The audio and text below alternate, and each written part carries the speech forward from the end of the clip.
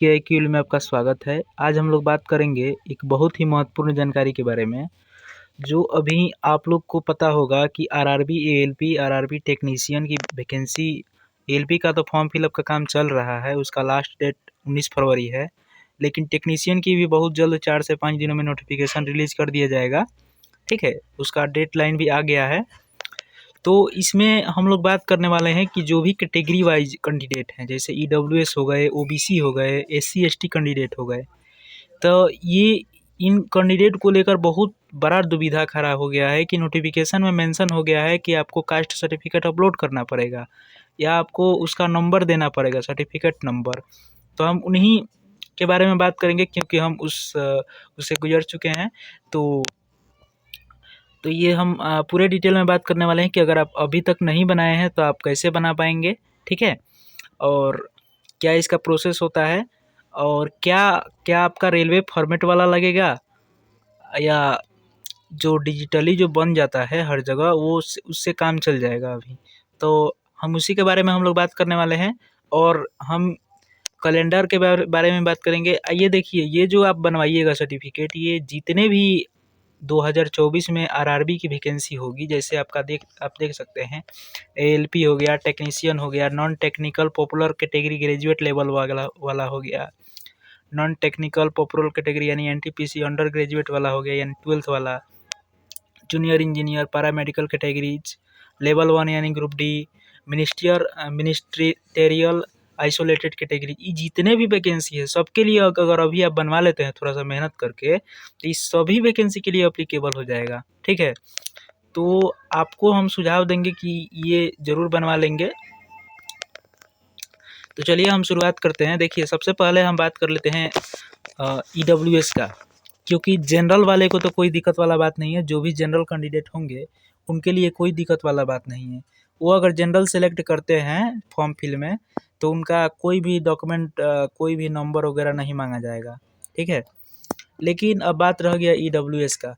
तो देखिए भाई, अगर आप ईडब्ल्यूएस है तो मैक्सिमम लड़के क्या करते हैं कि जो जनरल वाले होते हैं वो ईडब्ल्यूएस सर्टिफिकेट बनवा लेते हैं, क्योंकि उनमें 10% रिजर्वेशन है। तो अगर आप ईडब्ल्यूएस से अगर फॉर्म फिल करना चाहते हैं तो आपके पास ईडब्ल्यूएस का सर्टिफिकेट होना चाहिए। अब ऐसा बात नहीं है कि जो रेलवे फॉर्मेट है, रेलवे फॉर्मेट वो चाहिए। अगर आप डिजिटली रूप से बन जाता है, कम से कम जो आरओ लेवल का, ब्लॉक लेवल का, ज़्यादा से ज़्यादा आप, मतलब अभी टाइम कम है तो आप ये कर सकते हैं कि आरओ लेवल का बनवा लेंगे, यानी जो ब्लॉक में बनता है आरओ लेवल का ईडब्ल्यूएस सर्टिफिकेट बनवा लेंगे। ठीक है, तो आपका वो चल जाएगा। ठीक है, उसी को आप अपलोड कर दीजिए।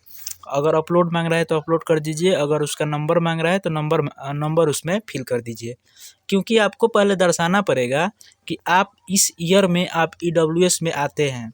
ठीक है, अब ये बहुत कैंडिडेट के मन में होगा कि मेरा साल भर पुराना है तो क्या चल जाएगा। तो देखिए भाई, अगर आपका साल भर से ऊपर हो गया है, यानी ये मान लेते हैं कि जनवरी फरवरी 2024 चल रहा है, तो अगर जनवरी फरवरी 2023 के बाद का अगर बना है तब तो ये चल जाएगा, कोई दिक्कत वाला बात नहीं है। लेकिन अगर उससे पहले का बना होगा तो फिर दिक्कत है। आपको हम यही सुझाव देंगे कि आप नया बनवा ही लीजिए, क्योंकि अभी टाइम है, बनवा लीजिए। ठीक है, अब बात कर लेते हैं ईडब्ल्यूएस का। हमको नहीं लगता है कि अब कोई आपको टेंशन होगा। अब बहुत कैंडिडेट के मन में होगा कि जो फॉर्मेट दिया गया है आरआरबी की वेबसाइट पर, तो देखिए वो फॉर्मेट आप ये कर सकते हैं कि अभी पहले डिजिटली रूप से बनवा कर आप इसमें अपलोड कर दीजिए या नंबर दे दीजिए। अब फॉर्मेट जब आपका डीबी होगा ना, तो उस समय फॉर्मेट में आपको मांगा जाएगा। ठीक है, ओबीसी का बात कर लेते हैं अब। तो ओबीसी कैंडिडेट में 2 कैटेगरी होते हैं, सीएल यानी क्रीमी लेयर और एनसीएल नॉन क्रीमी लेयर। तो जो भी सीएल होंगे, तो क्रीमी लेयर से जो भी लोग आते होंगे वो ऑलरेडी यूआर में कन्वर्ट हो जाएंगे। अगर क्रीमी लेयर आप गलती से सेलेक्ट कर देते हैं तो आपका कोई डॉक्यूमेंट वगैरह नहीं मांगा जाएगा, आप ऑलरेडी यूआर में कन्वर्ट हो जाएंगे। लेकिन अगर आप नॉन क्रीमी लेयर अगर सेलेक्ट करते हैं, ओबीसी एनसीएल, तो आपके पास ओबीसी का सर्टिफिकेट एनसीएल के रूप में होना चाहिए।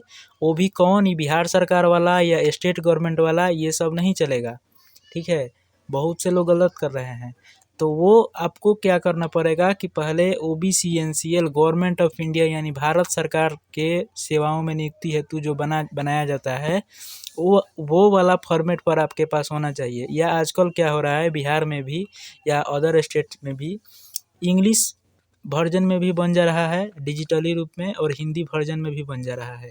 तो हम सुझाव ये देंगे कि अगर आप कोई साउथ का अगर कोई ज़ोन चूज़ कर रहे हैं, तो हमारा सुझाव ये रहेगा कि आप इंग्लिश फॉर्मेट में ही बनवा लीजिए। अब ऐसा बात नहीं है कि इंग्लिश फॉर्मेट में वो जो आरआरबी का फॉर्मेट है उस पे बनवाइए। आप डिजिटली रूप से फॉर्म फिल करवाने जाएंगे आय, निवास, जाति या ओबीसी सर्टिफिकेट। तो देखिए ओबीसी सर्टिफिकेट बनवाने के लिए एक और बात बता दें कि आपके पास 3 चीज़ रहना चाहिए, आय, निवास, जाति, तीनों चीज़ रहना चाहिए। तीनों चीज़ को मर्ज कराकर आप अप्लाई कराएंगे ओबीसी जो गवर्नमेंट ऑफ इंडिया का होगा, तो उसमें स्पष्ट चुनने के लिए आपको मिलेगा कि आप हिंदी में बनवाना चाहते हैं या इंग्लिश में। तो अगर आप इंग्लिश पर क्लिक करते हैं तो आपका इंग्लिश में आएगा सर्टिफिकेट बनकर, हिंदी पर क्लिक करते हैं तो हिंदी पर आएगा। आप जिसमें भी सहूलियत रखते हैं उसमें बनवा सकते हैं, ठीक है। ये ईजिली बन जाता है, 4-5 दिन में आराम से बन जाता है, ठीक है ना। उसमें हालांकि दिखता है 21 दिन 22 दिन, लेकिन ईजिली बना सकते हैं आप। वो समझ रहे हैं आप लोग कि कैसे बनाया जाता है जल्दी, ठीक है। उतना बताने का इस खासकर आपको ज़रूरत नहीं है क्योंकि आप समझ रहे होंगे। तो ये बात हो गया। और रह गया बात कि ओबीसी फॉर्मेट वाला जो आरआरबी का फॉर्मेट है उस पे ज़रूरी है कि डिजिटली रूप से चल जाएगा। तो बिल्कुल डिजिटली रूप से चल जाएगा। आप ये कर सकते हैं कि आरओ लेवल से पहले बनवा लीजिए, उसके बाद क्या कर सकते हैं कि एसडीओ लेवल से अनुमंडल में आप एक अप्लाई करवा देंगे और वहाँ से बनवा लेंगे। सबसे अच्छा रहेगा आप कम से कम अनुमंडल लेवल तक बनवा लीजिए, नहीं तो आरओ लेवल तक भी चल जाएगा, कोई दिक्कत वाला बात नहीं है। अब रह गया एससी एसटी कैंडिडेट। तो एससी एसटी कैंडिडेट अगर आपका 1 साल 2 साल पुराना भी है तभी कोई दिक्कत वाला बात नहीं है, ठीक है। एससी एसटी कैंडिडेट को कोई दिक्कत वाला बात नहीं है, बिल्कुल चल जाएगा। 1-2 साल पुराना है तभी चल जाएगा, ठीक है। अगर ज़्यादा मतलब 4-5 साल पुराना हो गया है अगर आपका एससी एसटी कैंडिडेट को बोल रहे हैं, तो आप हम सुझाव देंगे कि एक बार बनवा लेंगे। 4-5 साल पुराना हो गया है तब, लेकिन अगर साल 2 साल ही पुराना है तो कोई दिक्कत वाला बात नहीं है, आपका बिल्कुल वो चल जाएगा, ठीक है। तो हम उम्मीद कर रहे हैं कि आपको टोटल पता चल गया होगा। अब एक और कैटेगरी का दुविधा है ईबीसी। देखिए भाई ईबीसी केवल पैसा में छूट के लिए है, 250 रुपये आपको छूट मिलेगा, बाकी कोई आपका बेनिफिट उसमें नहीं मिलेगा। कैटेगरी रिजर्वेशन का कोई उसमें बेनिफिट नहीं मिलेगा, ओनली आपका छूट रहेगा 250 रुपये का। तो हम सुझाव देंगे कि आप ओबीसी कैटेगरी से ही फॉर्म फिल करें। ईबीसी कैटेगरी अगर फिल करिएगा तो 250 रुपया ही लगेगा, फिर आपको फिर दिक्कत हो जाएगा। ईबीसी कैटेगरी में एक क्राइटेरिया ये है कि कम से कम आपका आय 50,000 से कम होना चाहिए। तो आजकल हमको नहीं लगता है कि 50,000 से कम भी किसी का आय होगा, ठीक है। तो इससे अच्छा है कि आप ओबीसी में फॉर्म फिल करें। तो हम उम्मीद कर रहे हैं कि आपको टोटल बात समझ में आ गया होगा, इसमें कोई डाउट नहीं रहना चाहिए। अगर आपका कोई डाउट है तो कमेंट करके पूछ सकते हैं। अब देखिए हम एक बार बात कर लेते हैं कि एएलपी का ये हर साल जो वैकेंसी के लिए जो कैलेंडर जारी किया गया है, अगर फॉलो हो जाता है तो बहुत ही अच्छा बात है, ठीक है। हालांकि एएलपी का वैकेंसी 5696 ही है, लेकिन अब क्या ही कर सकते हैं। इसका जो नोटिफिकेशन अब इस बार तो आ गया है जनवरी में ही आ गया एएलपी का वैकेंसी, तो अगले साल भी जनवरी में ही आ जाएगा 2025 में। जनवरी से मार्च के बीच में अगले साल आ जाएगा। टेक्नीशियन का जो वैकेंसी आएगा इस बार तो फरवरी में आ जाएगा, लेकिन अगले साल क्या होगा कि अप्रैल से जून के बीच में आएगा टेक्नीशियन का वैकेंसी। एनटीपीसी का जो वैकेंसी होगा 12th लेवल का अलग से आएगा और ग्रेजुएट लेवल का अलग से आएगा। तो 12th लेवल का जो वैकेंसी होगा लेवल 2 और 3 के लिए आएगा, और ग्रेजुएट लेवल का जो वैकेंसी होगा ये लेवल 4, 5, 6 के लिए जो ग्रेजुएट लेवल का होता है। तो ये जुलाई से सितंबर के बीच में इसका जो नोटिफिकेशन है आ जाएगा। जूनियर इंजीनियर का भी वैकेंसी जुलाई से सितंबर के बीच में आ जाएगा, और पैरा मेडिकल कैटेगरी का भी जुलाई से सितंबर के बीच में आ जाएगा। लेवल 1 जो ग्रुप डी को आप लोग बोल रहे थे, तो ये ग्रुप डी का हालांकि सीट हर बार अच्छा ही रहता है, इस बार भी अच्छा रहने वाला है, ठीक है। अक्टूबर में इसका वैकेंसी आएगा, अक्टूबर से दिसंबर के बीच में आ जाएगा। मिनिस्टेरियल आइसोलेटेड कैटेगरी बहुत ही पॉपुलर पोस्ट होता है, लेवल 7-8 तक का भी पोस्ट इसमें होता है, तो इसमें भी वैकेंसी बहुत जल्द पब्लिश हो जाएगा। ये भी अक्टूबर दिसंबर में आएगा हर साल, लेकिन इस बार आप हमको ज़्यादा पॉसिबिलिटी लग रहा है कि जितना भी इसमें दिया गया है ये जो डेडलाइन है ये 2025 के लिए है, लेकिन इस बार हमको लगता है कि हर वैकेंसी 1-1 माह पहले आई है, तो हमको ज़्यादा पॉसिबिलिटी लग रहा है कि जो टेक्नीशियन की वैकेंसी तो हालांकि मार्च में अप्लाई करना शुरू हो जाएगा, और एनटीपीसी के आप लोग सुने होंगे कि जून में ही आ जाएगा। तो सब इसमें 1-1 माह पहले ही आ जाना चाहिए, ठीक है। बाकी आप लोग एग्ज़ाम का देख ही लिए होंगे कि एलपी का एग्ज़ाम कब होगा, टेक्नीशियन का एग्ज़ाम कब होगा, ठीक है। तो अगर वो भी जानना चाहते हैं तो कमेंट करके बताइए। अगर आप इसका कट ऑफ देखना चाहते हैं, हर जितना भी पोस्ट है उसका प्रीवियस ईयर का, तो कमेंट करके बताइए।